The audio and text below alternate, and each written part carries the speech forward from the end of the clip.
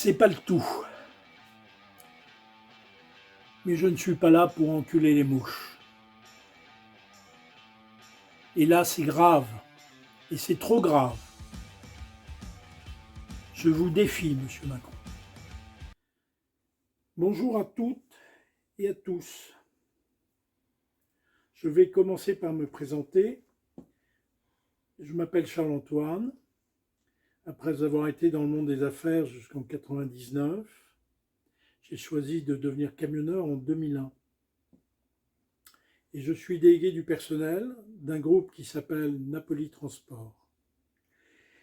J'ai été en souffrance depuis cette prise de fonction parce que nous avons affaire à une entreprise qui bafoue le droit des salariés en toute impunité, qui leur manque de respect, se moque d'eux, bref, les maltraite. Fraude au chômage partiel. Cette entreprise pousse par des procédés immoraux, des procédés de voyous, d'honnêtes personnes qui veulent juste travailler et vivre avec dignité, à démissionner. Notre beau pays, malade, complètement malade, de cette banalisation des comportements, me donne la nausée. C'est plus possible. C'est tout simplement inacceptable.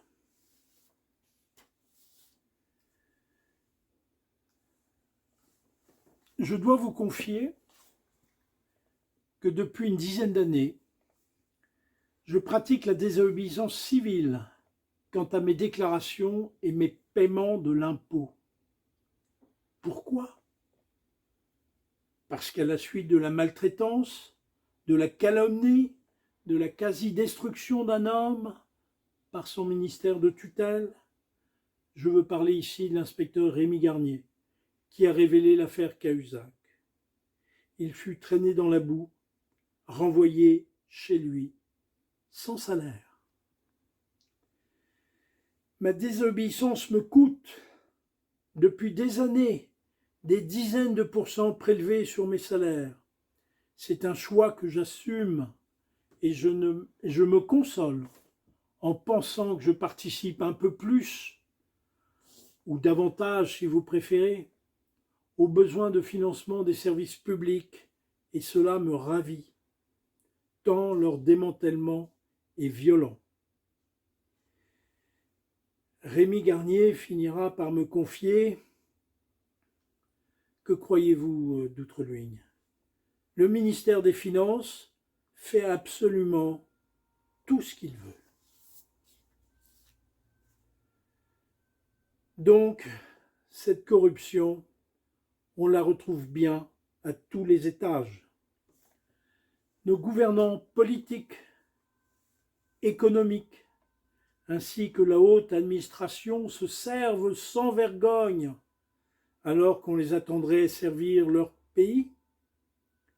S'il était exemplaire, M. Macron, la corruption ne serait pas.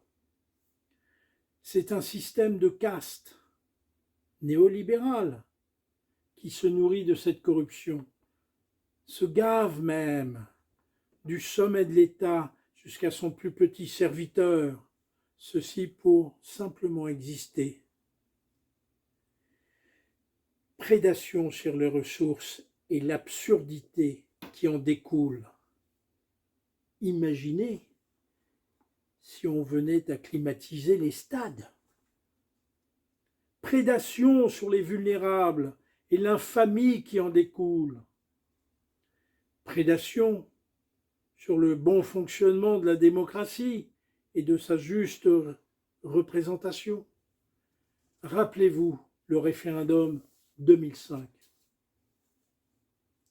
C'est fou de ne plus être conscient que nous sommes à un cheveu d'un cataclysme civilisationnel et environnemental, orchestré par une clique d'irresponsables qui organise cette irresponsabilité.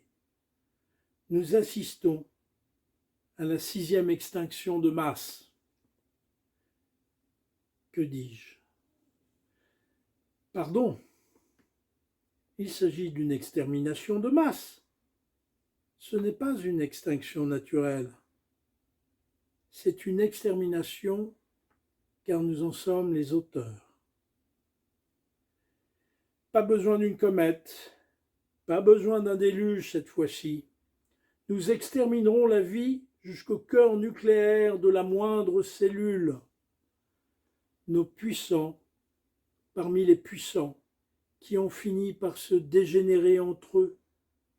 Juste une reproduction de l'entre-soi. Cette clique de la place Vendôme à la place des Vosges, en passant par le jardin du Luxembourg, et qui nous joue la petite musique des conflits armés sur les plateaux de télé, ne seront pas en première ligne lorsque vos mères et vos pères pleureront leurs enfants envoyés à l'abattoir de la guerre. Ce sera une boucherie. Par exemple, BHL qui se sait et qui se sent tout aussi menacé par les services qui le protègent que par les excités religieux de tout poil. Il est dans le déni quand il ne reconnaît pas l'assassinat de son père, André, les jours suivants celui d'Isaac Rabin, artisan de paix. Or, où veux-je en venir? Comment imaginez-vous que Bernard ait obtenu de M. Sarkozy, également largement corrompu par le pouvoir qatari, une intervention armée sous 48 heures sur les terres de Libye? Je n'en peux plus. Je n'en peux plus. Et moi, ça me pose un problème. La France perdrait-elle sa souveraineté dans sa prise de décision? Également, le fait qu'un citoyen lambda, un citoyen de caste, non élu, obtienne comme cela une décision si lourde de conséquences pour notre patrie.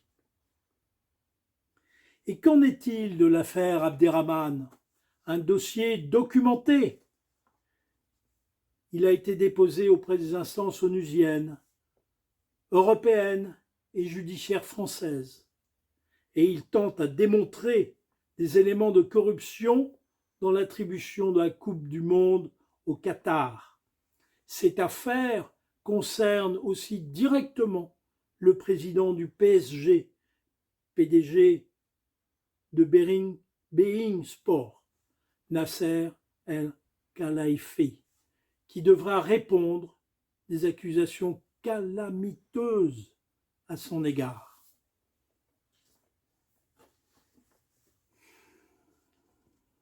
Voilà le tableau. Le Qatar et sa Coupe du Monde. 6500 morts pour la construction des stades. Sous chaque pelouse, un cimetière. Comment jouer au ballon sur les cadavres qui s'entrechoquent? Le Qatar, c'est la criminalisation du choix de l'orientation sexuelle. C'est aussi la chasse aux homosexuels. Le Qatar, c'est la corruption généralisée, l'atteinte quotidienne aux droits de l'homme et de la femme. Ce sont les travaux forcés pour les opposants politiques. Le Qatar, cette Coupe du Monde, on n'y rentrera pas sans visa et sans plusieurs milliers de dollars. Ce sera une Coupe du Monde VIP, excluant de fait les classes populaires. Le Qatar, c'est la sobriété incarnée. Ils maintiendront la température des stades à 19 degrés grâce aux climatiseurs. Puis que dire des navettes et ses 160 vols par jour, sans parler des jets privés. Quelle invention!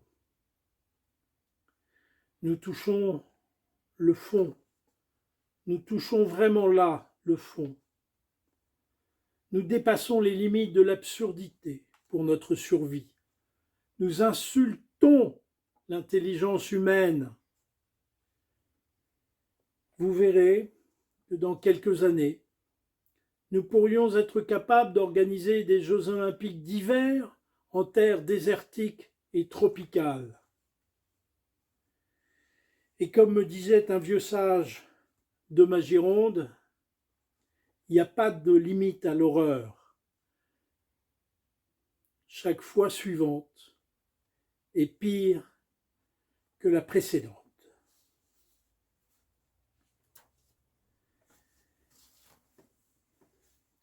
C'est pas le tout. Mais je ne suis pas là pour enculer les mouches. Et là, c'est grave. Et c'est trop grave. Je vous défie, Monsieur Macron. Je commence une grève de la faim à partir de demain dimanche, 16 octobre, à 8 heures. Je ne me dérobe pas. Et c'est avec gravité, détermination, que je suis prêt à aller au terme de cette initiative. Je vous défie, Monsieur Macron. Je mets ma tête sur le billot. Je vous défie, Monsieur Macron. Monsieur Macron, vous pouvez, mais vous devez ordonner à la Fédération française de football le boycott de la participation de cette équipe de France de football à la Coupe du Monde au Qatar. J'appelle les femmes et les hommes de France à prendre conscience de l'urgence climatique dans laquelle nous nous trouvons. Positionnez-vous, mettez vos consciences en ordre. Et pour finir sur une citation de Gandhi, soyez vous-même le changement que vous voulez voir dans le monde. Merci.